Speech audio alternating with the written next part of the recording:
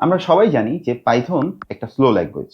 এর থেকে কিন্তু সি প্লাস প্লাস অনেক বেশি ফাস্ট। কিন্তু প্রশ্ন হলো, তবু এআই বা মেশিন লার্নিং এর মতো কাজে আমরা কেন পাইথনটাই ব্যবহার করে থাকি? চলুন আজকে দেখে নিই এর পিছনের কারণটা কি। প্রথমেই বুঝতে হবে আসলে পাইথনটা স্লো কেন হয়। যেমন সি প্লাস প্লাসে কোনো ডাটা স্টোর করার জন্য তার টাইপ এবং সাইজ আগে থেকে বলে দেওয়া যায়, অর্থাৎ কম্পিউটার আগে থেকেই কতটুকু মেমোরি লাগবে তা অ্যালোকেট করে ফেলতে পারে। পাইথনে কিন্তু সেটা করা যায় না। অর্থাৎ পাইথনে আমরা যখন রান টাইমে যাই তখন পাইথন ডাইনামিকলি চেক করে যে একটা ফাইলের সাইজ কিরকম হবে এবং এটা মেমোরিতে কতটুকু জায়গা দখল করবে।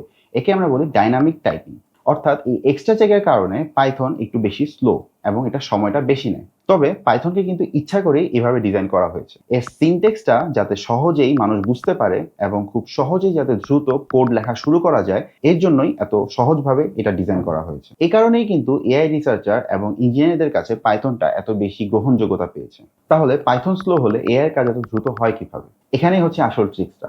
বিশ্বের সব স্মার্ট এআই ইঞ্জিনিয়াররা এআই এবং এমএল এর সব জটিল ক্যালকুলেশন বা কোডগুলো কিন্তু লিখেছেন আসলে সি বা সি প্লাস প্লাস দিয়ে, এবং সেগুলোকে র্যাপ বা বান্ডেল হিসেবে দেওয়া হয়েছে পাইথন লাইব্রেরি যেমন পাইটর্চ বা টেনসরফ্লো।